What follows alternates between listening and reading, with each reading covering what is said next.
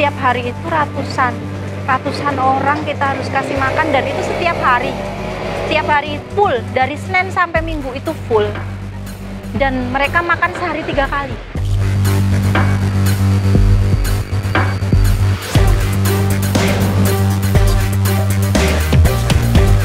Karena saya kehabisan modal, karena kan kita ngasih makan dan itu banyak.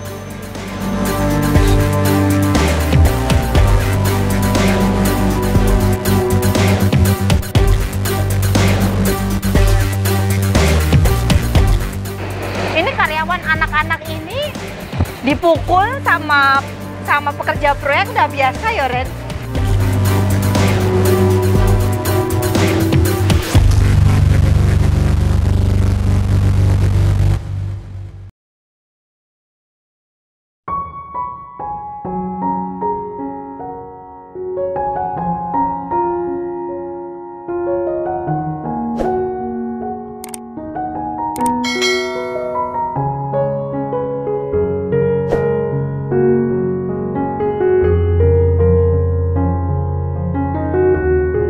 Assalamualaikum, saya Adelia, usia saya 34 tahun, saya ibu dari seorang putra dan 2 putri, saya single parent, dan sebelum saya usaha Kepakaya Madu ini, saya seorang pengusaha catering untuk PT di Jogja yang sedang ada proyek.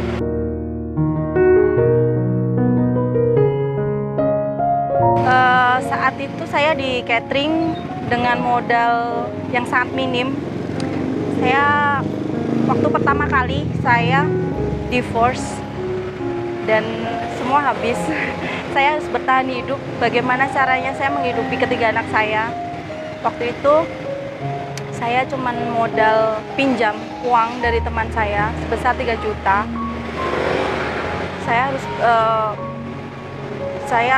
handphone waktu itu nggak ada, handphone nggak punya, terus saya pinjamin handphone ibu saya main Facebook waktu itu, terus saya menghubungi beberapa teman agen wisata, dan saya meminta pekerjaan pada mereka kalau misalkan ada orderan yang berlebih, mohon saya dibagi. Pada saat itu sebelum pandemik, itu waktu itu pas musim liburan ya, jadi alhamdulillah banyak orderan untuk wisata seperti nasi box. Saya nggak punya kendaraan, nggak ada motor, nggak ada uang, dan waktu itu saya pinjam uang teman saya sebesar 3 juta. Saya pinjam pagi dan siangnya saya kembalikan, karena waktu itu untuk catering wisata itu kita kirim terus bayar, kirim bayar, dan alhamdulillah 1 bulan saya kerja hampir 24 jam tanpa tidur, tanpa istirahat. Saya kerjakan sendiri, dari belanja, dari masak, untuk packing saya kerjakan. Saya panggil tetangga waktu itu untuk membantu packing. Tapi saya waktu itu kirim sendiri. Waktu itu saya kirim, kadang saya ngerental mobil. Habis itu terus semua lama-lama terkumpul, akhirnya saya bisa kebeli motor. Saya belinya cash. Waktu itu saya bisa kebeli motor, dan saat itu banyak orderan wisata, dan untuk wedding juga saya ada teman wedding dari WO, teman saya ada punya WO. Saya minta bantuannya untuk membagi orderan ke saya.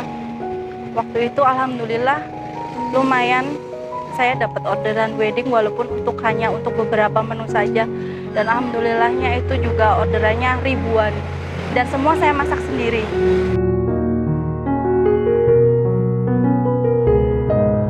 Waktu di catering itu nggak langsung orang mungkin mandangnya, kalau yang kemarin pas saya enak di PT dengan omset ratusan juta seperti itu, mungkin orang wah enak ya. Enggak.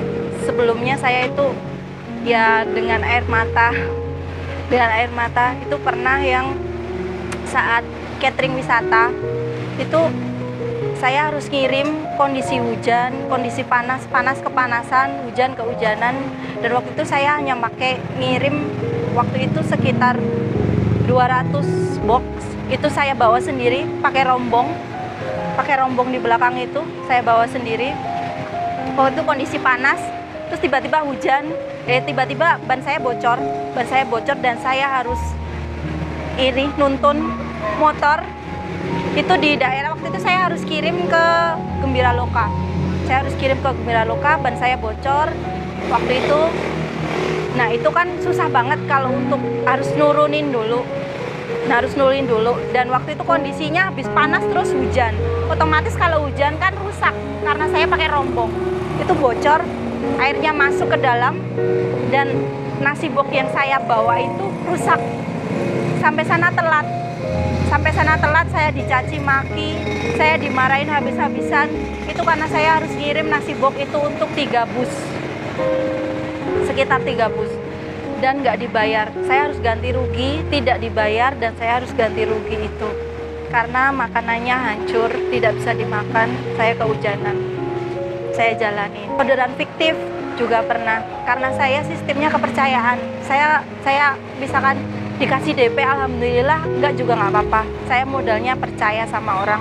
Waktu ada yang nelpon minta dikirim, dan itu orderannya dadakan. Dia telepon saya pagi dan minta dikirim sore. Sudah jadi, saya harus ngirim ke parkiran Abu Bakar Ali. Waktu itu di Abu Bakar Ali.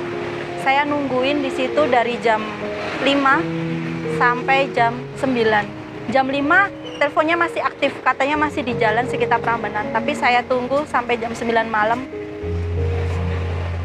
Tiba-tiba nomor saya diblok. Dihubungin nggak bisa.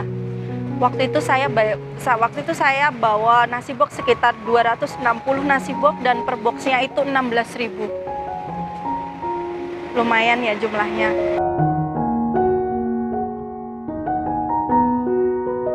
Tiba-tiba ada pandemik dan wisata total berhenti. Wedding juga total berhenti. Waktu itu saya nggak tahu saya harus kerja apa lagi, tapi alhamdulillah waktu itu saya masak banyak sekali. Terus saya panggil, saya nggak tahu ini masak terlalu banyak untuk siapa. Terus saya bagi ke teman saya, dia seorang dokter di Morangan. Terus dia membagikan itu, saya masakan yang banyak itu saya berikan kepada teman saya itu, dan dibagi-bagi di rumah sakit. Dan alhamdulillah ada yang suka, dan dia dan temennya itu punya suami yang kerja di proyek. Nah waktu itu mulai dari situ saya dapat orderan proyek PT. Setelah itu terus banyak kenalan dari PT 1, PT 2, PT 3, dan dari situ saya dapat kerjaan lagi. Dan untuk 3 PT, saya melayani untuk 3 PT itu full orderan, tidak ada libur. Saya yang tadinya tidak punya karyawan, hanya tetangga, akhirnya saya bisa mempunyai karyawan sekitar 25 karyawan. Saya kerjakan semuanya sendiri. Tadinya saya kerjakan semuanya sendiri, terus sekarang sampai punya banyak karyawan itu saya jalani. Saya dari modal yang sedikit yang saya kumpulkan itu,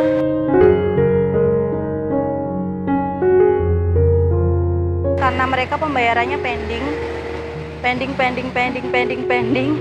Terus pandemik semakin parah, sempat stop tapi jalan lagi, dan terkena PPKM kemarin, pembayarannya akhirnya berhenti juga, dan saya kolaps. Itu setiap hari itu ratusan orang kita harus kasih makan, dan itu setiap hari full, dari Senin sampai Minggu itu full, dan mereka makan sehari 3 kali. Dipukul sama pekerja proyek udah biasa ya, Ren.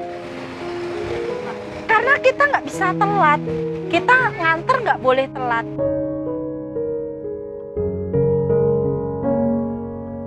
Kerugian saya waktu itu sampai ya ratusan juta. Saya sudah habis modal, jual mobil, dan nggak tahu saya harus apa, dan saya punya 3 anak itu, saya harus bertahan seperti apa.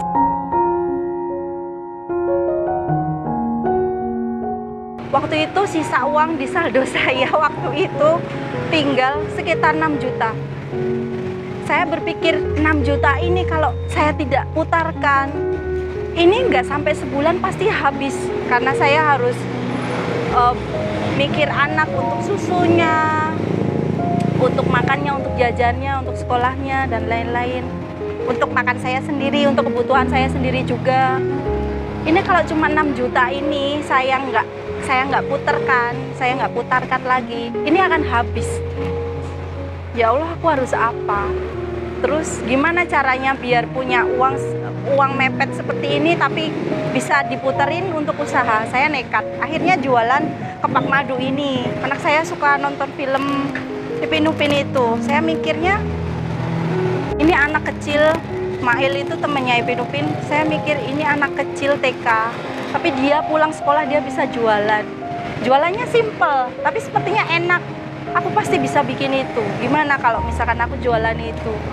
Pasti kayaknya akan rame deh, karena menarik banget. Ayam digantung-gantung, di Jogja belum ada. Tapi nggak mungkin bisa jual mahal, karena kondisi pandemik seperti ini. Saya putar otak gimana caranya biar saya bisa jual murah. Saya ambil untung sedikit sekali. Cari tempat, dari tempat satu ke tempat lain. Saya cari sewa yang bulanan, biar terjangkau. Model kaki lima seperti ini dengan modal yang sangat sedikit, minim. Dan alhamdulillah, awal buka saya sempat deg-degan, takut gimana kalau nggak laku ya. Tapi saya niatnya waktu itu jualan sedekah. Kalau misalkan ini nggak habis, ya Allah nggak apa-apa. Saya laku 1 nggak apa-apa, laku 2 nggak apa-apa, atau laku tidak laku sama sekali pun juga nggak apa-apa. Nanti akan saya sedekahkan, akan saya bagikan ke jalan-jalan, nggak apa-apa. Tapi ternyata alhamdulillah pertama kali buka itu sudah rame. Banyak yang datang, banyak yang beli gitu.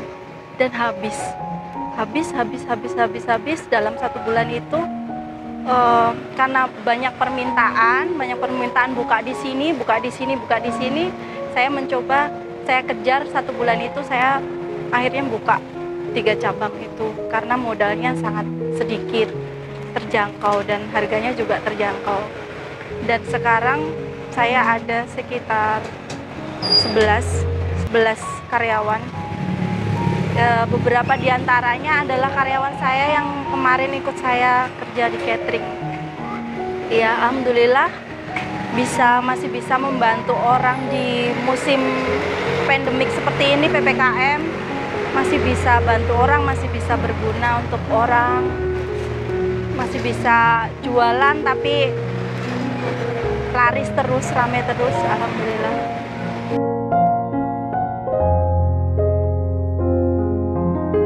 Kita harus sekreatif mungkin. Misalkan punya keahlian, bekerjalah sesuai hobimu. Hobi yang dibayar itu adalah pekerjaan yang menyenangkan. Misalkan hobinya masak, ya udah kita harus berkreasi masak. Hobinya apa gitu, kita harus kembangkan itu gitu. Terus kalau misalkan usaha yang belum ada, usahalah yang belum ada di sekitarmu, yang unik, yang menarik, rasanya enak, terus yang terjangkau gitu. Karena di musim pandemik seperti ini, kalau misalkan kita jualnya terlalu mahal juga susah, dan perbanyak juga relasinya. Terus niatkan usaha itu untuk ibadah, sedekah terutama.